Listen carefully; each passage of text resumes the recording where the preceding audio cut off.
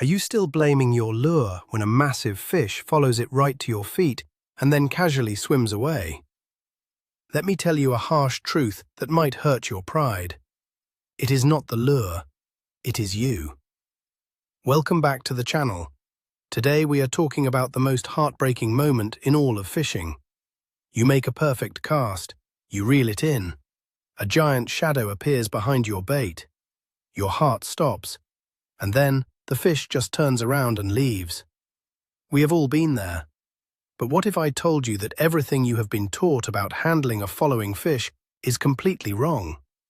By the end of this video, you will discover the exact reason why those fish refuse to commit, and how a simple change in your movement can force them to bite.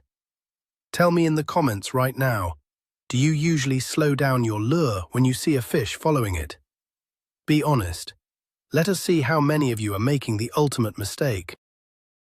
Let us set the stage so you understand why this matters so much. You spend hours on the bank. You spend hundreds of dollars on the best gear. You wake up before the sun even rises. You are doing all the hard work to find the fish and get their attention. Getting a fish to follow your bait means you solved 90% of the puzzle. But that last 10% is where dreams are crushed.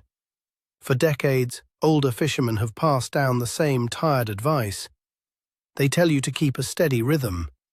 They tell you to slow down so the fish can catch the bait. We do these things year after year, blindly trusting the old ways, and we keep watching the biggest fish of our lives swim back into the mud. We get frustrated. We change lures 20 times a day. We blame the weather, the moon, or the water pressure. We create a million excuses to avoid looking in the mirror. The truth is, the way fish hunt has not changed, but our understanding of their instincts has been clouded by bad advice. It is time to clear the water. Let us start by looking into the mind of the predator. Imagine an early morning on the lake. The water is perfectly calm, like a sheet of glass. You make a long cast near a fallen tree. As you reel in, a massive shadow detaches from the branches and starts following your bait. Your heart starts pounding. But why is the fish just following?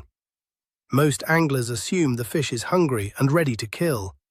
But the truth is, a lot of the time, the fish is just curious. Predators are naturally territorial. When a strange object enters their zone, they swim up to inspect it. They want to know if it is a threat, a competitor, or food. If it does not act exactly like real prey, they will just escort it off their property. They follow it right to your feet to make sure it leaves the area. They were never going to bite it in the first place because your presentation lacked that vital trigger. You need to understand that a follow is not a missed strike. A follow is an inspection that you failed. Stop thinking of them as hungry killers and start thinking of them as suspicious security guards patrolling their waters. Have you ever noticed how the strike almost always fails right when the lure gets close to the bank? Let us picture the scene. You are standing on the shore. The water at your feet is only a few inches deep. When the fish follows your lure from the deep water into the shallows, the whole environment changes. In deep water, the fish feels completely safe. It is the king of the shadows down there. But as it swims closer to the bank, the water clears up. The light penetrates all the way to the bottom. Suddenly, that big predator feels exposed and vulnerable. It knows that pushing into shallow water is highly dangerous. So, it has a built-in alarm system. When your lure approaches that danger zone, the fish has to make a split-second choice. It must bite now or retreat to safety. If your lure does not act absolutely perfectly in those last few feet, the fish will always choose safety. It will turn its tail, splash the surface, and swim back into the dark water. You are left standing there, cursing your luck. But luck had nothing to do with it. Here is a classic trap that destroys your chances. The steady retrieve. Your grandfather probably taught you to cast out and just reel the handle in a nice, smooth, rhythmic circle. It feels relaxing. It feels right. You might even be talking to your buddy next to you while doing it. But let me ask you a logical question. Does real prey ever swim in a perfectly straight, perfectly steady line when it is being chased by a predator? Absolutely not. Real prey panics. It darts to the left. It darts to the right. It stops. It starts. It vibrates with pure fear. When you reel your lure in at a constant speed all the way to the bank, you are signaling to the fish that this object is not alive. The fish follows because the shape and color caught its eye, but the movement tells a different story. The predator swims right behind it, watching the mechanical, robotic swimming action. It waits for the moment of panic. When the panic never comes, the predator realizes it is a trick. Break the habit of the steady retrieve. Now we arrive at the absolute worst mistake an angler can make at the bank: the slowdown. Picture this: you are reeling in your favorite crankbait. Suddenly, you see a massive shape right behind it. Your instinct kicks in. You want the fish to eat it so badly. You think to yourself, I need to make it easy for him. So what do? You slow down your reeling speed. You practically stop the lure so the fish can catch up to it. My friend, this is the kiss of death. In the natural world, prey never slows down to let a predator eat it. It defies all laws of nature. The moment you slow that lure down, the illusion is completely shattered. The fish sees the bait lose its momentum. It sees the swimming action die. The predator's brain immediately registers that this is a fake. A real baitfish would be swimming for its life. By trying to be helpful and making it easy, you have guaranteed that the fish will reject your offering. Never ever slow down when you see a follower behind your bait. So, what should you do instead of slowing down? You must do the exact opposite. You need to hit the gas. Think about the psychology of a chase. A baitfish is swimming along, completely unaware. Suddenly, it realizes a giant predator is right on its tail. The baitfish realizes it is running out of water as the bank approaches.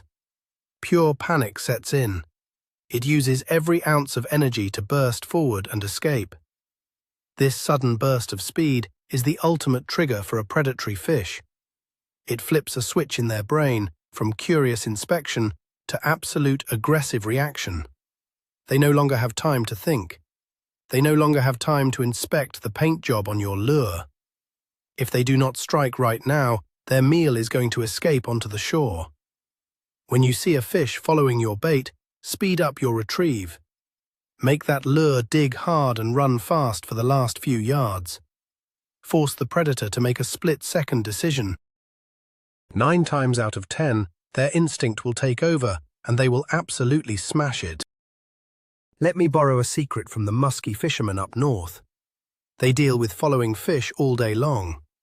They use a technique called the figure 8, and it works for almost any predatory fish on the bank. Here is how it goes. Your lure is approaching the bank. You see a fish behind it. You have run out of room to reel. Instead of lifting the lure straight out of the water, you keep the rod tip submerged. You sweep the rod in a wide, fast figure 8 motion right in the water at your feet. This keeps the lure moving continuously.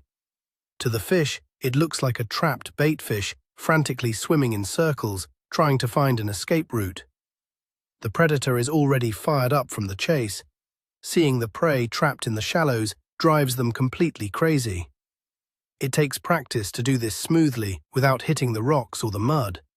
But once you master it, you will catch the biggest fish of your life, literally 1 foot away from your boots. Do not pull the bait out of the water.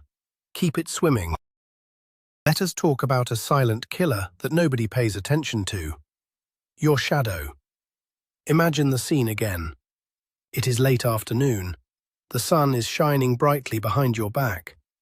You are standing tall and proud on the edge of the bank, casting into the water. What you do not realize is that you are projecting a massive dark shadow directly over the exact zone where you want the fish to bite. As the fish follows your lure from the deep water, it enters that shadow. Predators are extremely sensitive to changes in light and overhead shapes. A giant shadow looks exactly like a heron, an eagle, or a bear waiting to strike from above. The fish does not care how good your lure looks. The moment it swims into your shadow, its survival instinct takes over. It aborts the mission and swims away fast. If you are fishing from the bank, you must be aware of where the sun is. Stand back from the edge. Crouch down if you have to. Keep your shadow on the grass, not on the water, where the fish are hunting. Speaking of being seen by the fish, let us talk about your wardrobe. Fishing is supposed to be relaxing, so people wear whatever is comfortable. A bright neon shirt, a white hat, maybe some reflective sunglasses.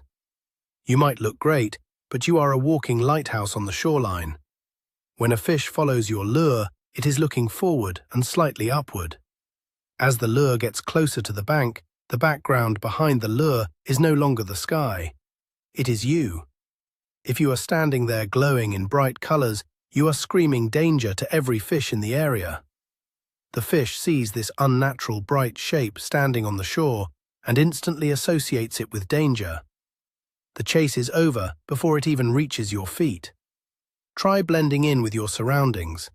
Wear greens, browns, or muted grays. You do not need to wear full military camouflage, but you must avoid standing out against the natural backdrop. You want the fish to focus entirely on the fleeing bait, not on the giant, colorful human holding the fishing rod. Another major mistake happens with the angle of your fishing rod. Think about your posture as you reel in a cast. When the lure is far away, your rod tip is usually pointing straight down at the water. But as the lure gets closer to the bank, many fishermen subconsciously lift the rod tip higher and higher into the air. What does this do to the lure? It completely changes its swimming path.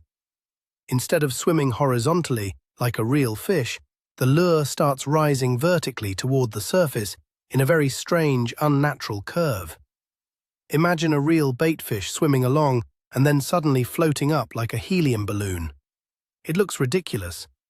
The following fish sees this unnatural upward pull and knows immediately that the object is attached to a string.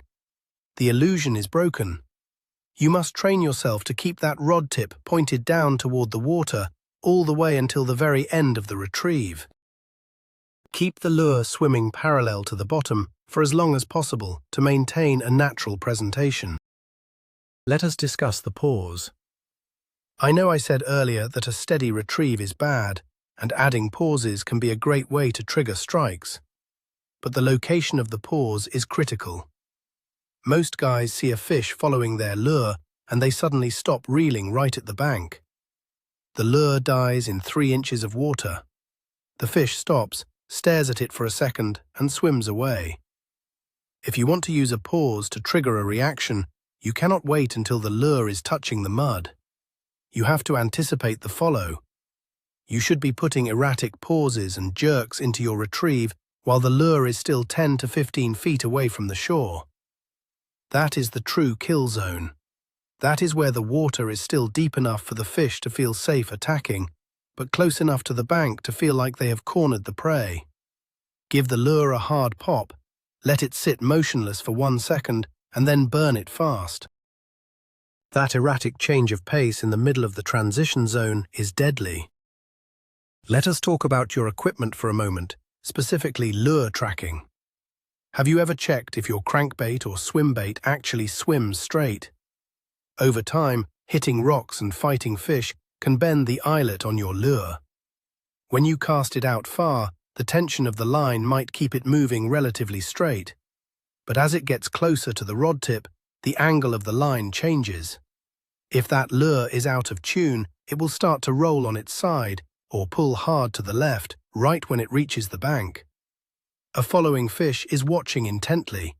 It is waiting for the prey to make a mistake. But a baitfish rolling over on its side and spinning like a drill is not a mistake. It is just weird. The fish will lose interest instantly. You must test your lures in clear water right at your feet. Pull them fast and see if they blow out or run true. A perfectly tuned lure maintains its realistic action from the very beginning of the cast to the exact moment you lift it out of the water. Here is a subtle detail that separates the amateurs from the professionals. Line visibility in shallow water. When you cast out into the deep, dark water, your thick fishing line might be completely invisible. But remember what we said about the light penetrating the shallows near the bank. The closer the lure gets to you, the brighter the environment becomes. If you are using a heavy, bright-colored braided line tied directly to your lure, the fish is going to see it. Imagine following a tasty snack, only to realize there is a thick rope dragging it through the water. The fish will hit the brakes immediately. This is why using a proper fluorocarbon leader is absolutely essential when bank fishing. Fluorocarbon practically vanishes under the water, even in the bright sunlight near the shore. It gives you an invisible connection to your bait. Do not let 50 yards of perfect lure action get ruined by 2 feet of highly visible line right in front of the fish's face. We often forget that fish have senses other than sight. We get so obsessed with the color and the action of the lure that we forget about scent. When a fish follows your lure all the way to the bank, it is hovering just inches away. At that incredibly close distance, it is not just looking, it is smelling. What did you touch before you tied that lure on? Did you just put on chemical sunscreen? Did you pump gas into your car? Did you smoke a cigarette? Those unnatural chemical smells transfer directly from your hands to the plastic or metal of the lure. As the lure slows down or stalls in the shallow water, a small cloud of scent washes over the following fish. If it smells like a gas station, the fish will turn away in disgust. The visual illusion might have been perfect, but you failed the final inspection because of your odor. Wash your hands with mud or natural water before handling your baits. You can also use a natural scent spray to mask your human odor. It makes a huge difference in those intimate moments at the bank. Water clarity plays a massive role in this entire scenario. If you are fishing in crystal clear water, you are going to see a lot more followers. Why? Because the fish can see the bait from 30 feet away. They have plenty of time to swim over, get behind it, and study it. Clear water gives the fish too much time to think. They become incredibly picky. In these situations, the fish following your bait is practically putting it under a microscope. Every little scratch, every unnatural vibration is magnified. When fishing in clear water from the bank, you must rely on pure speed and erratic action to force a reaction strike. You cannot give them time to think. On the other hand, if the water is heavily stained or muddy, fish do not follow from far away. They ambush. If you get a follow in muddy water, it means the fish literally just found the bait and is struggling to track it. In that case, maintaining a predictable vibration is key so they can find it in the dark. Let us evaluate your casting strategy. Most bank fishermen do the exact same thing when they arrive at a spot. They walk straight up to the edge, face the middle of the lake, and cast straight out as far as they can. Then they reel it straight back. This means the lure spends 90% of its time in deep, featureless water and only passes through the productive shallow zone for a few brief seconds. And worse, it brings the following fish straight toward your boots and your shadow. The professionals do it differently. They cast parallel to the bank. They walk quietly along the shore and cast sideways, keeping their lure in that 5 to 10 foot depth zone for the entire retrieve. By casting parallel, you keep the lure in the natural strike zone longer. More importantly, if a fish follows the bait, it is not swimming straight toward you, it is swimming parallel to you. This completely eliminates the problem of the fish seeing you on the bank. Change your angle and you will change your results. Here is a psychological factor that nobody talks about: your own body language. Fish have lateral lines that allow them to feel tiny vibrations and pressure changes in the water. They are incredibly sensitive to the environment. When an amateur sees a big fish following their lure, what happens? They freeze. Their muscles tense up. They change their posture.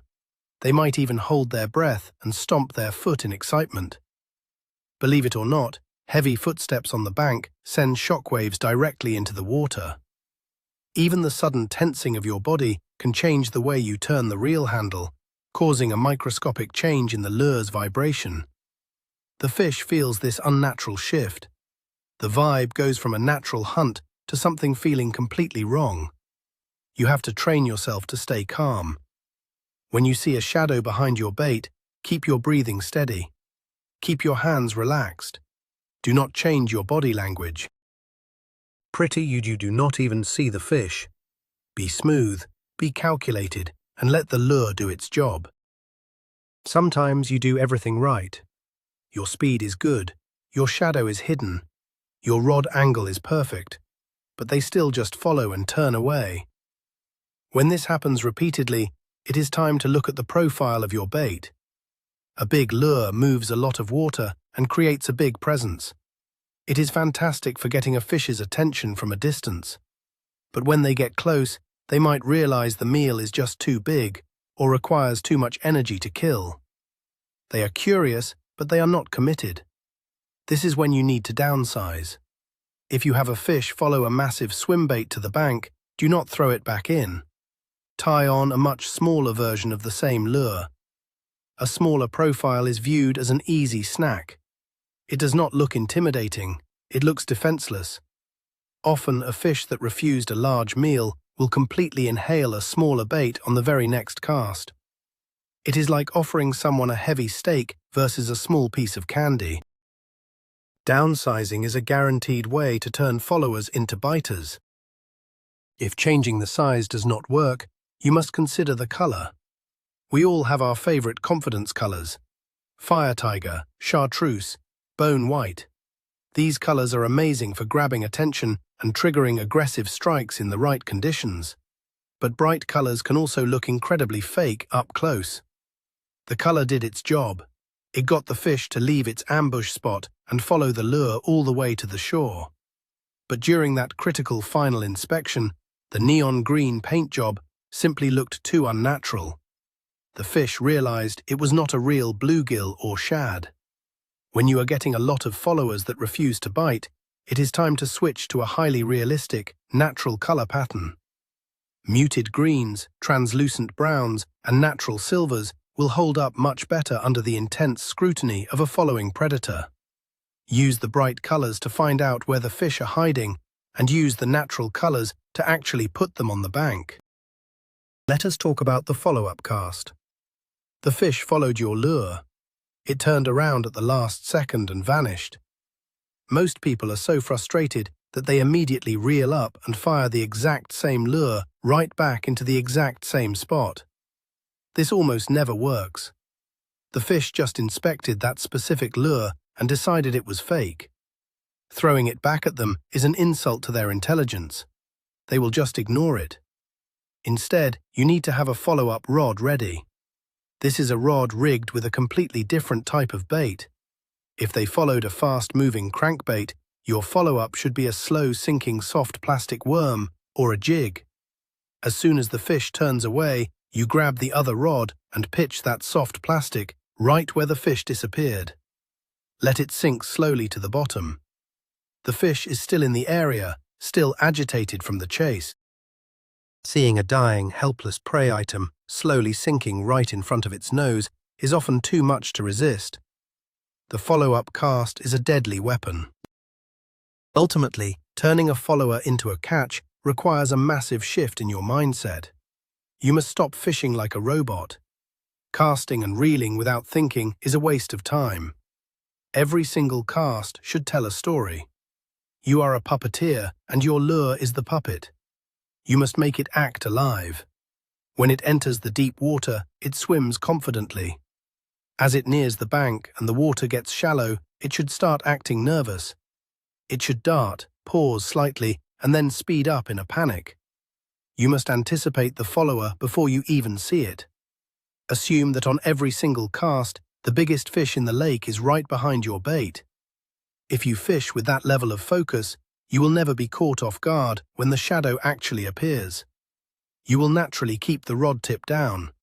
You will naturally speed up at the shoreline.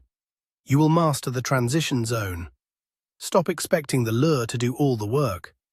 You are the predator on the bank. Act like it, and you will stop losing fish at your feet. Let us pull all of this together. The reality is that a fish following your lure is not a mistake on their part.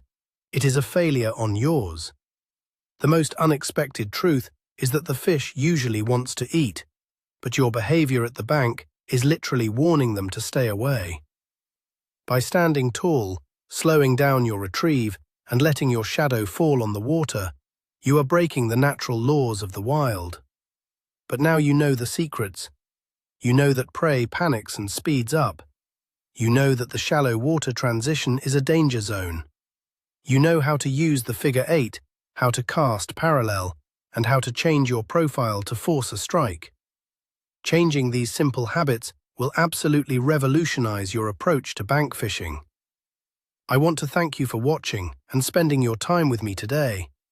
If you learned something new, please subscribe to the channel and leave a like on this video.